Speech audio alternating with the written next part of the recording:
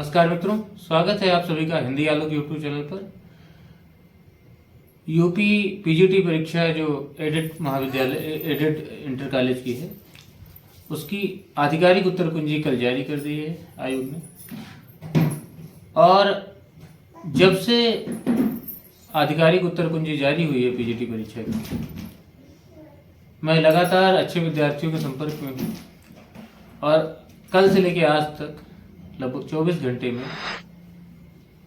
मैंने 500 से 600 जो अच्छे विद्यार्थी थे उनका एक नमूना लेकर आंसर की जो है जारी होने के बाद हमने एक अनुमानित जो कट ऑफ है कि साक्षात्कार में कितने नंबर पे कॉलिंग हो सकती है, इसकी एक संभावित कट ऑफ तैयार की है जो आज हम लोग आपस में साझा करेंगे।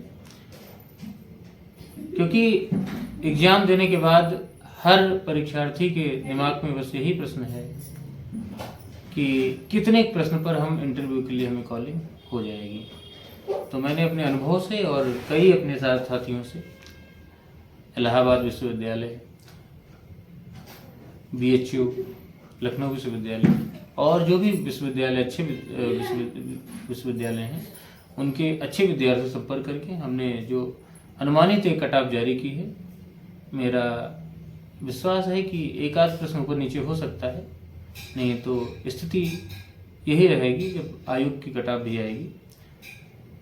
तो सबसे पहले हम जो कट ऑफ की बात करते हैं उससे पहले हम प्रश्न पत्र के स्तर की बात करते हैं। तो देखिए, जो पिछली भर्ती का जो प्रश्न पत्र हुआ था 2021 वाला, उससे ये जो प्रश्न पत्र हुआ है इस बार का वो कठिन है, स्तर उसका कठिन, इसका कठिन है। अब दूसरा एक फैक्टर है कि पिछली बार से इसमें पदों की संख्या कुछ कम है,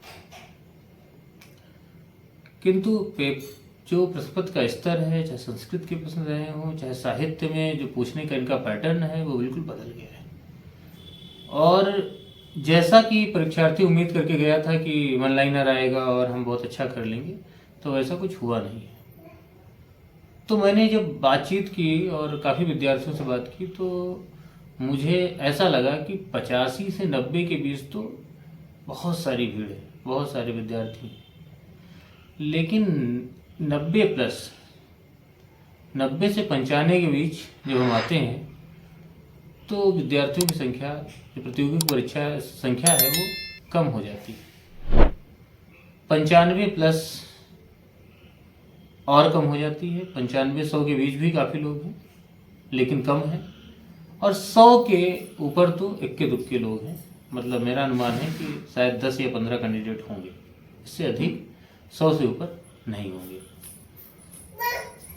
तो जो मेरा एक अनुमान है, जब भी हम कट ऑफ की बात करते हैं, सबसे पहले हम ये भी बात कर लेनी चाहिए पेपर के स्तर के बाद कि पद कितने और बुलाए जाने का क्राइटेरिया क्या है।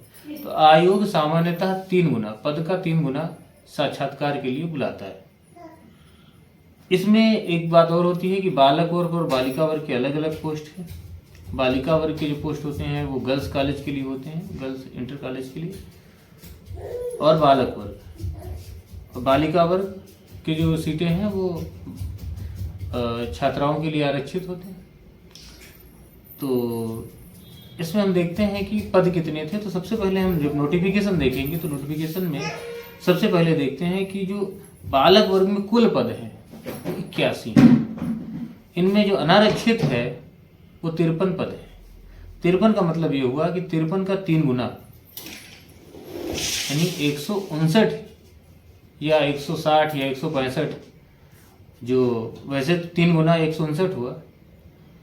तो 159 का मतलब ये है कि ये तो एग्जैक्ट हुआ, लेकिन बुलाए जाने का क्राइटेरिया ये होता है कि अगर अंतिम अंक पर, जैसे मान लीजिए उन्होंने 91 कट ऑफ बनाई, तो 91 पर फिर जितने लोग होंगे सबको लेना पड़ेगा। तो कई बार 3 गुने से थोड़ा सा ज़्यादा हो जाता है इस वजह से। तो लगभग मान लीजिए 159 3 गुना आ रहा है तो 2-4 विद्यार्थी बढ़ जाएंगे इसमें। उसके बाद तो 159 या 165 तक बुलाए जाएंगे कैंडिडेट। ओबीसी में बालक वर्ग में 20 पद हैं, तो 20 का 3 गुना 60 हो गया। तो 60 में 60 कैंडिडेट में 4-5 और मान लो, अगर नीचे के पॉइंट पे काफ़ी लोग हैं तो 65 तक इसमें कॉलिंग होगी, 65 कैंडिडेट को। SC में 8 पद हैं।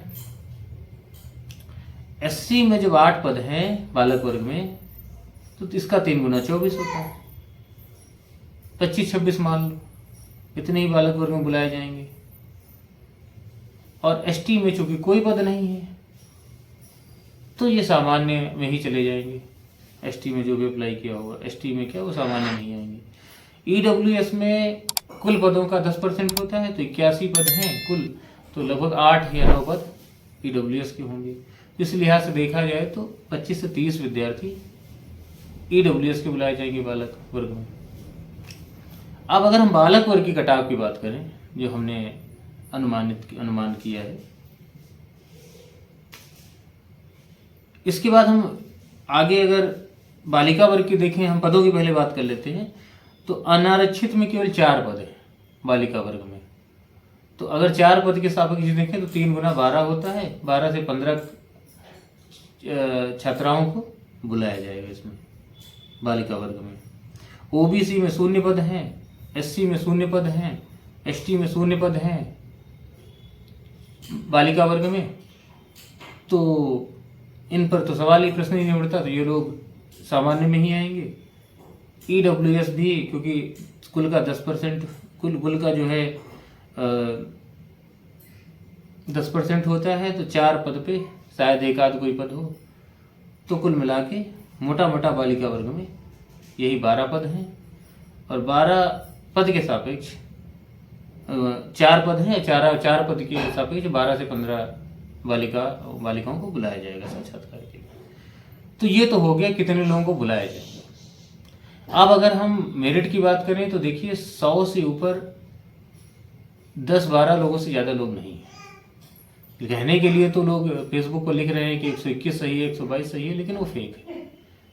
इतना तो सही हो ही नहीं सकता ऐसे प्रश्न पत्र पे, और उसमें कम से कम 20-25 प्रश्न तो कठिन थे, मानना पड़ेगा। तो इतना किसी का नहीं होगा। हो सकता है कि 108-110 तक पहुंचे होंगे लोग, कुछ विद्यार्थी तो, लेकिन 2-4-10 विद्यार्थियों से कोई मेरिट नहीं बन जाती।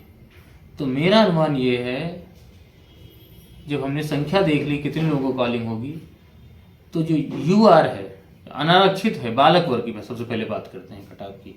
तो बालक वर्ग में जो अनारक्षित है, अनरिजर्व्ड है, जनरल है, जिसको जनरल कह देते हैं, 91 प्रश्न, मेरा मानना है कि 91 प्रश्न तक कटाव जा सकती है कॉलिंग के लिए।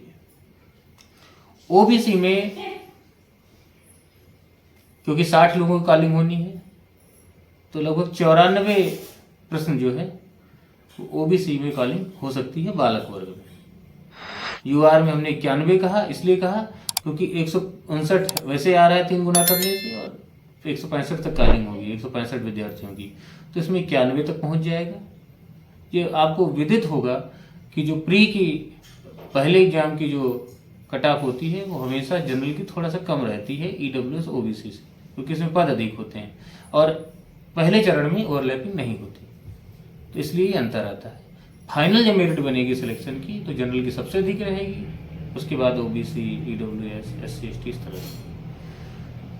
तो UR सबसे पहले UR में चूंकि 160 से 165 विद्यार्थी बुलाए जाएंगे तो 91 कट ऑफ हो गई, 91 प्रश्न। OBC में 20 पद हैं तो 60 या 65 लोग बुलाए जाएंगे तो 94 प्रश्न कट ऑफ जा सकती है। SC में 8 जो है पद हैं तो 24 से 26 लोग बुलाए जाएंगे लगभग, तो लगभग 88 प्रश्न रह सकती है कट ऑफ। और ST में चूंकि पद ही नहीं है तो वो सामान्य के बराबर ही जाएगी, सामान्य में जाएंगे। EWS में 81 का 10% 8 होता है तो लगभग 24 लोग बुलाए जाएंगे, तो EWS में 94 के करीब OBC के बराबर ये भी जा सकती है। तो जो बालक वर्ग की कट ऑफ है वो इस प्रकार हो गई। अनारक्षित बालक वर्ग में अनारक्षित बालक वर्ग में 91 प्रश्न, ओबीसी बालक वर्ग में 94 प्रश्न, एससी बालक वर्ग में 88 प्रश्न, एसटी जनरल के बराबर है क्योंकि पद नहीं है 91, एसटी चूंकि पद नहीं है तो एससी में पद है 8 है तो 88 एससी की बालक वर्ग में, और एसटी में चूंकि पद नहीं है तो 91 एसटी की 91 क्योंकि जनरल में ही जाएंगे लोग, तो जनरल की चूंकि अनारक्षित की 91 है तो एसटी की भी 91। तो बालक वर्ग में अनारक्षित 91, ओबीसी 94, एससी 88 प्रश्न, एसटी 91 प्रश्न, ईडब्ल्यूएस 94 प्रश्न, और बालिका वर्ग में हम देखते हैं तो चूंकि अनारक्षित के ही 4 पद हैं बालिकाओं के, 12 से 15 लोग बुलाए जाएंगे तो लगभग अनारक्षित में बालिका के 95 कट ऑफ जाएगी, लगभग 12 से 15 बालिकाओं को बुलाया जाएगा तो लगभग 95 प्रश्न। तो ये कट ऑफ संभावित है। प्रवक्ता साक्षात्कार के लिए क्या क्या रणनीति रहेगी, कैसे तैयारी करनी है, इसको हम आगे की वीडियो में डिस्कस करेंगे। इतने कट ऑफ, इतने प्रश्न जिनके सही हो रहे हैं हर कैटेगरी में, ये लोग तैयार रहें साक्षात्कार के लिए। अब चूंकि बालिका वर्ग में केवल अनारक्षित के ही 4 पद हैं, ओबीसी में कोई पद नहीं है, एससी में कोई पद नहीं है, एसटी में कोई पद नहीं है, तो ये सब चाहे ईडब्ल्यू से ये सब जनरल में ही जाएंगे। अब इसमें एक चीज और है कि कुछ इसमें ऑब्जेक्शन लायक प्रश्न भी हैं, तो आप देख लीजिएगा। कुछ प्रश्न ऐसे हैं, संस्कृत के हैं या हिंदी के हैं, जो रचना के बीच से उठा लिया गया है और रचना सिलेबस में नहीं लगी, तो इसको आप लोग ऑब्जेक्शन करिए और वो डिलीट हो जाएगा। यदि आपका प्रश्न गलत है तो वो डिलीट हो जाएगा। तो क्योंकि ऐसा हुआ है, हायर एजुकेशन में भी कई बार इस तरह के प्रश्न आए हैं जो पाठ्यक्रम में नहीं लगी थी रचना, उसके अंदर से पूछा गया तो वो डिलीट हुआ है। तो आप लोग ऑब्जेक्शन जरूर करिए, अधिक से अधिक करिए, ताकि आयोग पर दबाव बने और उसे लगे कि अगर हमें कठिन प्रश्न पूछना है तो हम पाठ्यक्रम में रह के ही पूछ सकते हैं, अलग से पाठ्यक्रम से बाहर लाने का कोई मतलब नहीं है कठिन प्रश्न बनाने का। और अगर आपको बाहर से ही प्रश्न लाने हैं तो पाठ्यक्रम देने का फायदा ही क्या है? आप क्यों पाठ्यक्रम देते हैं? कहीं से भी पूछ लीजिए तब। तो आप लोग अधिक से अधिक ऑब्जेक्शन करिए। और आज के लिए इतना ही। मैं doctor Alok Kumar Tiwari, assistant professor Hindi, आज के लिए आप सबसे विदा चाहता हूँ। जय हिंद, जय भारत, जय हिंदी, वंदे मातरम। नमस्कार।